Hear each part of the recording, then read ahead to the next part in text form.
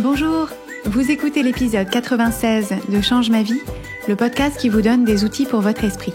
Je suis Clotilde Dussoulier, auteure, coach de vie certifiée et exploratrice de ma vie intérieure, et je partage ici les découvertes qui ont changé ma vie.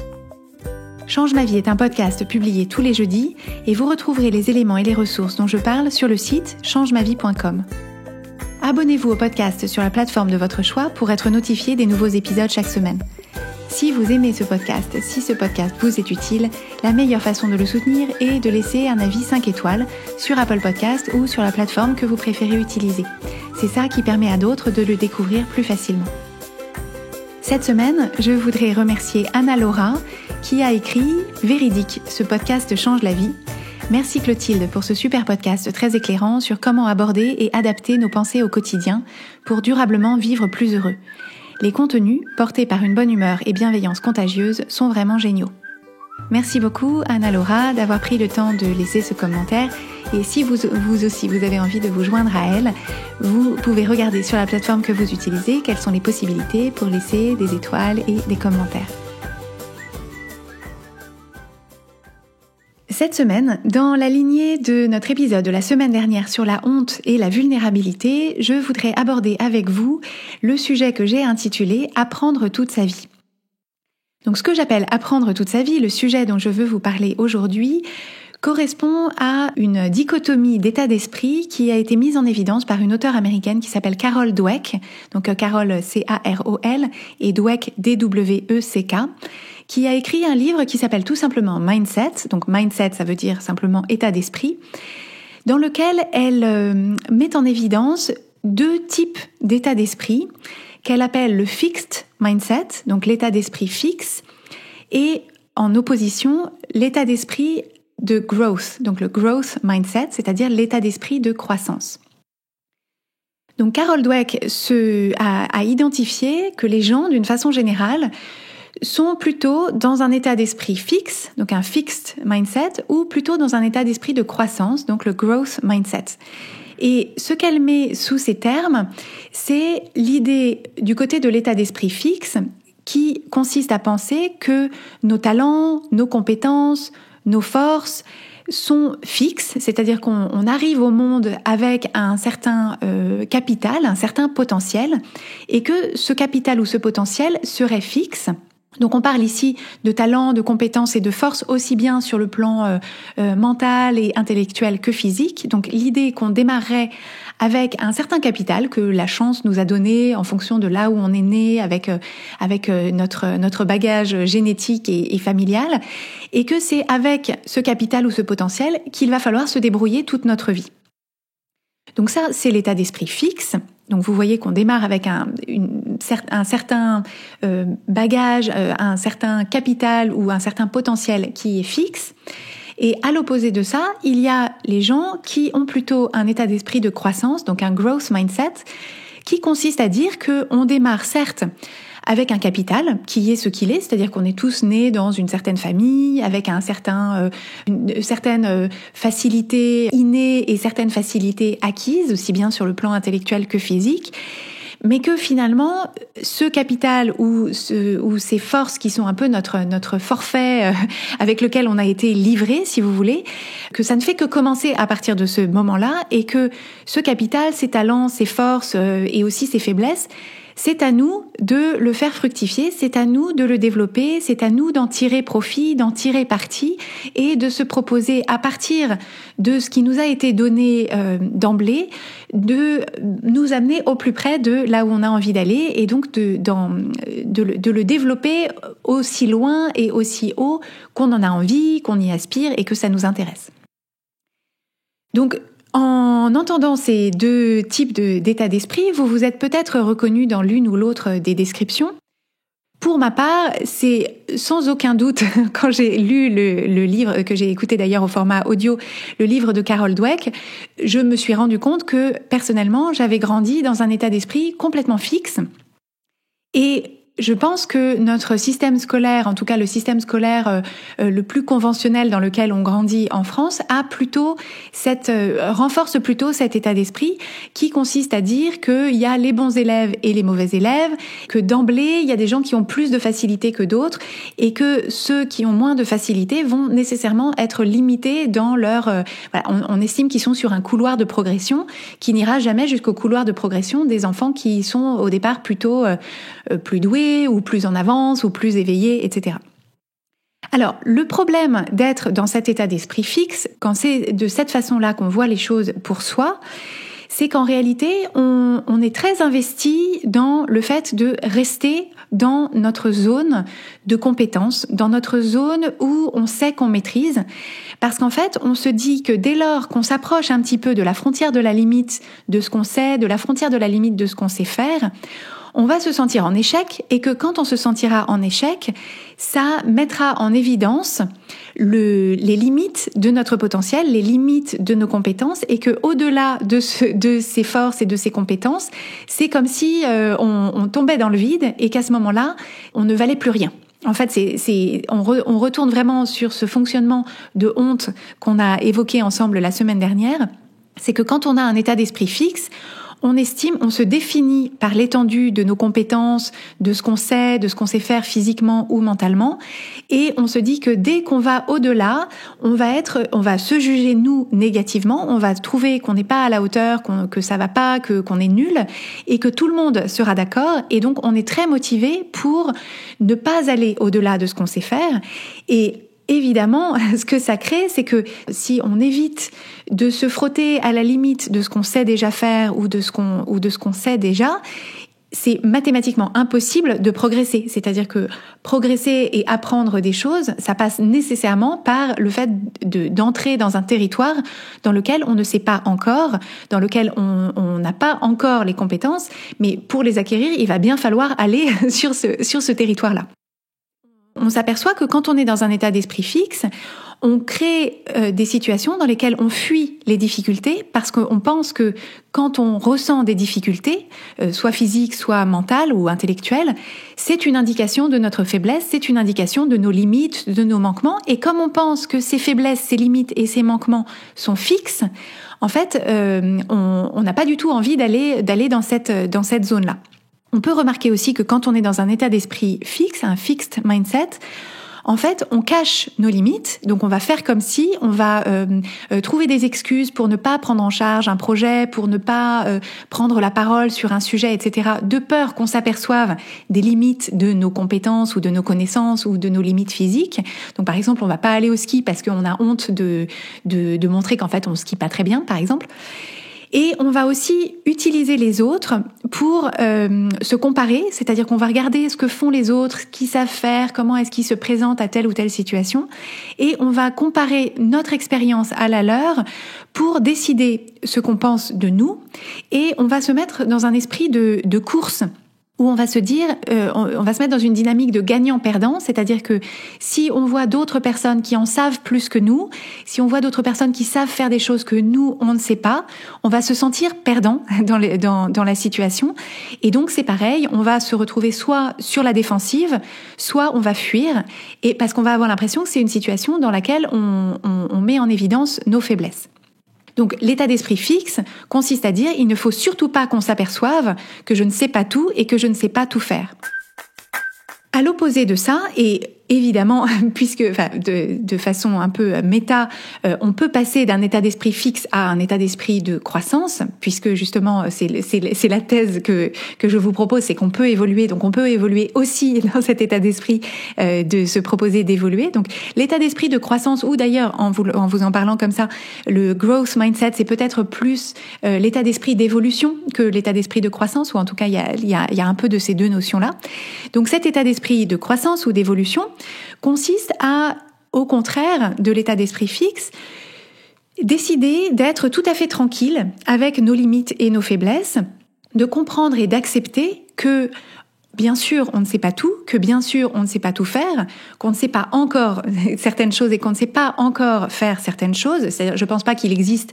dans la vie d'un humain un moment où on sait tout et on sait tout faire, soyons bien clairs, mais on peut se proposer simplement d'aller au-devant des choses qu'il nous intéresserait de savoir et qu'il nous intéresserait de savoir faire. Mais avant de les savoir et avant de savoir les faire, simplement se dire, effectivement, je reconnais tout à fait tranquillement que ça, je ne sais pas, que ça, je ne sais pas faire. Par contre, ça m'intéresse, et comprendre et accepter qu'il va falloir commencer par passer par une zone d'inconfort quand on aborde un sujet qu'on ne connaît pas, un domaine dans lequel on ne sait pas faire, et qu'il va falloir se tromper pour apprendre. Et que loin d'être une mise en évidence de nos faiblesses ou de nos manquements, le fait de se tromper, ce sont autant d'opportunités de comprendre ce qui s'est passé, ce qu'on n'a pas su, dans quel tapis est-ce qu'on s'est pris les pieds, pour pouvoir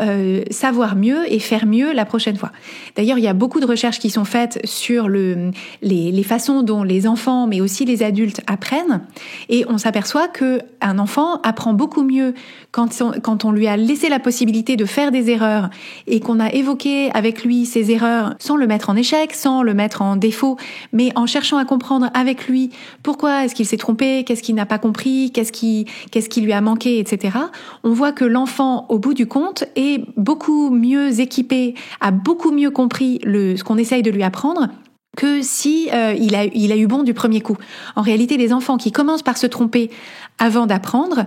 maîtrisent mieux ce qu'ils ont appris que les enfants qui avaient des facilités et qui ont tout de suite compris. Donc le processus de se tromper et d'examiner ses erreurs et de se proposer de comprendre ce qui s'est passé pour aller au-delà, en réalité, c'est un processus qui est extrêmement constructif pour notre processus d'apprentissage. Et quand on est dans un état d'esprit de croissance, en fait, ce qu'on fait, c'est que on se concentre sur la pente de notre progression, sur notre amélioration, pas sur où est-ce que j'en suis dans l'absolu aujourd'hui et certainement pas par rapport aux autres, mais où est-ce que j'en suis par rapport à moi-même hier, par rapport à moi-même l'année dernière, et de se proposer en fait de voir notre cheminement de vie, notre cheminement d'apprentissage comme un chemin qui a un début mais qui n'aura de fin que le jour où on mourra,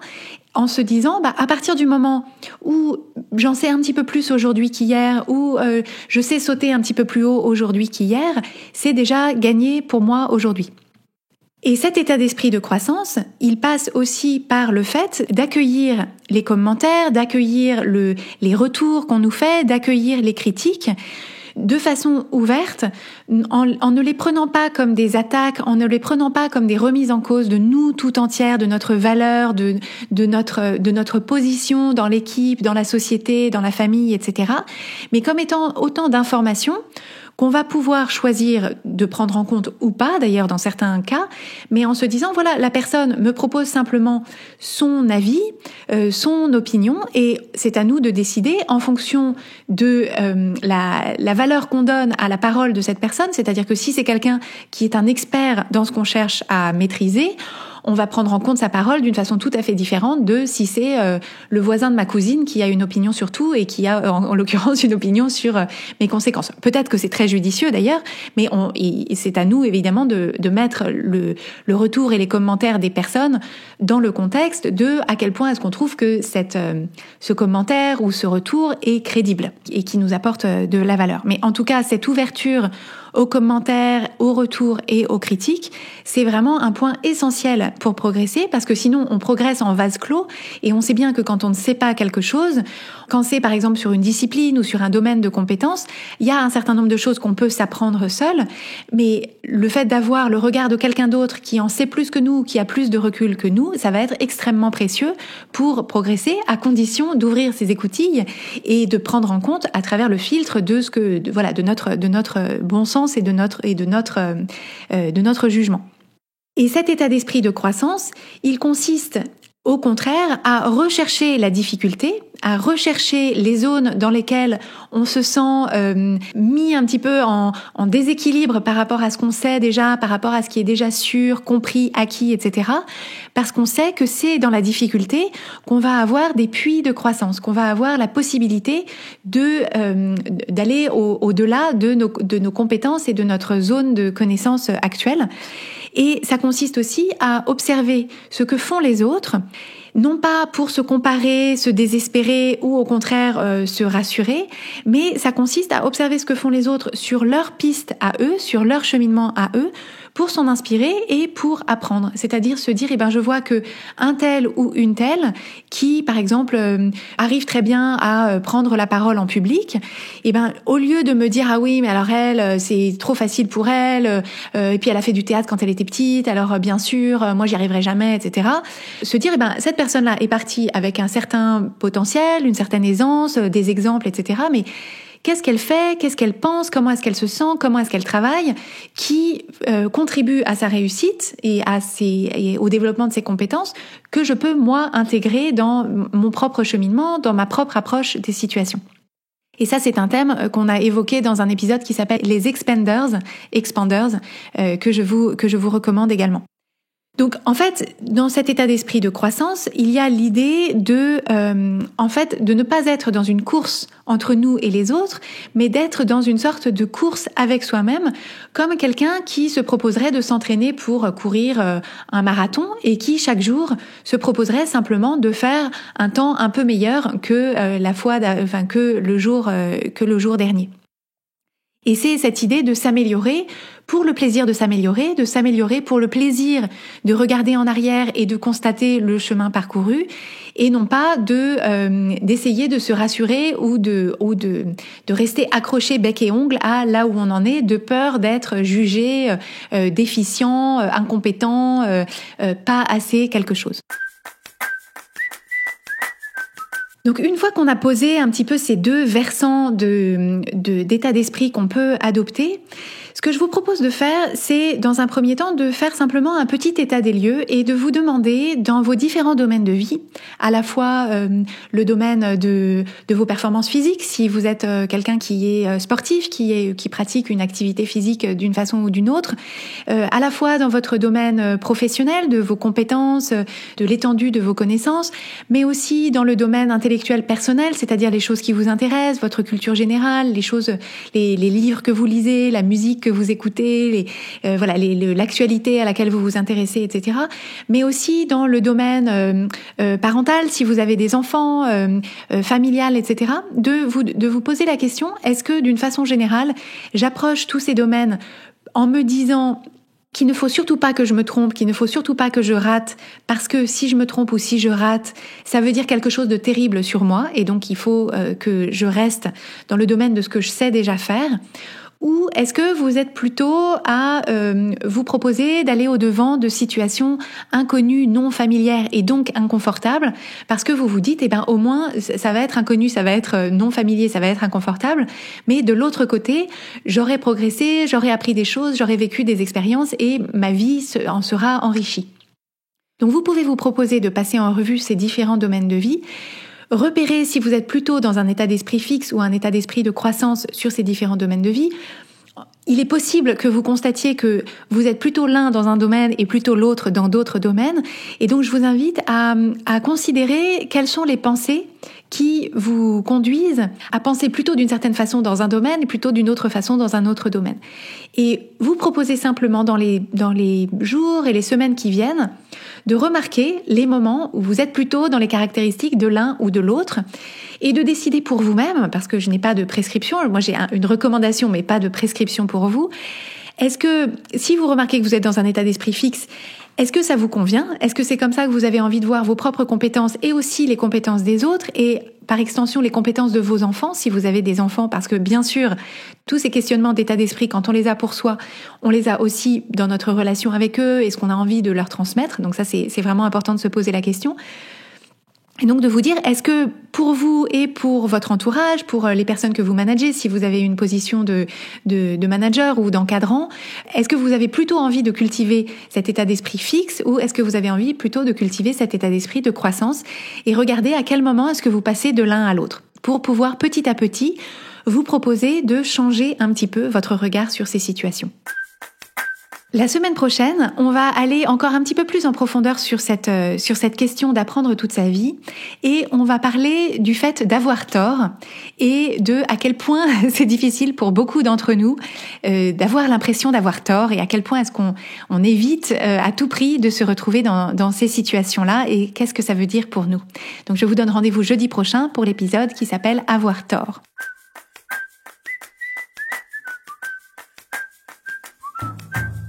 Si vous aimez Change ma vie, vous allez adorer Change ma vie mode d'emploi. Change ma vie mode d'emploi, c'est le programme de coaching qui va vous donner des ailes pour atteindre tous vos objectifs de vie. Grâce à notre méthodologie unique, nous allons vous guider pas à pas pour développer la vision riche et vivante de ce que vous voulez. Nous allons vous aider à trouver la clarté sur la façon la plus simple et la plus directe de l'obtenir et nous allons vous apprendre à soutenir votre élan tout du long en surmontant les obstacles avec confiance pour vous sentir avancer tous les jours vers la vie à laquelle vous aspirez. Si vous écoutez Change ma vie, c'est que vous savez que vous avez une vie extraordinaire à vivre. Une vie qui a du sens et un impact, et c'est notre mission et notre passion de vous y aider. Je vous donne donc rendez-vous dès aujourd'hui sur changemavie.com/coaching pour avoir toutes les informations.